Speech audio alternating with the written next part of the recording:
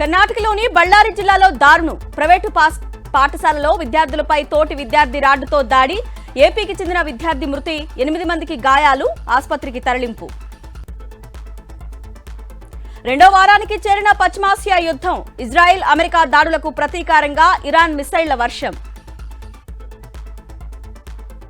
Iran ఇంధన కేంద్రాలపై Israel మెరుపు దాడులు. టెహ్రాన్, కరాజ్ నగరాల్లో భారీ పేలుళ్లు.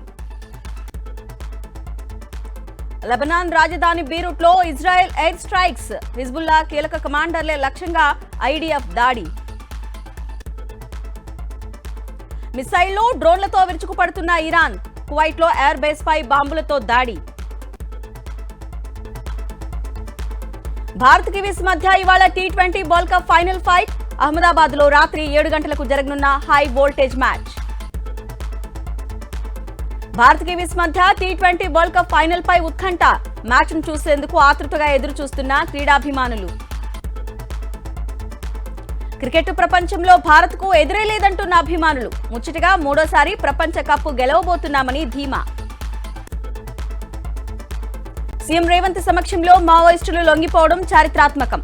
వామపక్ష తీవ్రవాదాన్ని అంతం చేయడమే లక్ష్యమన్న బస్తర్ రేంజ్ ఐజీ సుందర్ రాజ్. భద్రాద్రి జిల్లా చెర్ల నుంచి మావోయిస్టు పార్టీలో మిగిలింది ఒక్కరే. రాళ్లపురానికి చెందిన ఓ మహిళా మావో లొంగుబాటుకు పోలీసుల ప్రయత్నాలు. కొత్తగూడెం మున్సిపల్ కార్పొరేషన్ మహిళా కార్పొరేటర్లకు సన్మానం. పారిశుద్ధ్య కార్మికులకు స్టీల్ వాటర్ బాటిల్ను అందజేసిన కమిషనర్. అనంతపురం జిల్లా రాకెట్ల గ్రామంలో శ్రీకృష్ణదేవరాయల కాలం నాటి రాగి పలకలు ఆర్కియాలజీ డిపార్ట్మెంట్ కు పంపించిన తుమాటి సుధాకర్. వరంగల్ జిల్లా అన్నారం షరీఫ్ గ్రామంలో అక్రమ నిర్మాణాల కూల్చివేత. ప్రభుత్వ భూములు కబ్జా చేస్తే కఠిన చర్యలు తప్పవని అధికారుల హెచ్చరిక. కెన్యా రాజధాని నైరోబీలో భారీ వర్షాలు. 23 మంది మృతి. కొనసాగుతున్న సహాయక చర్యలు.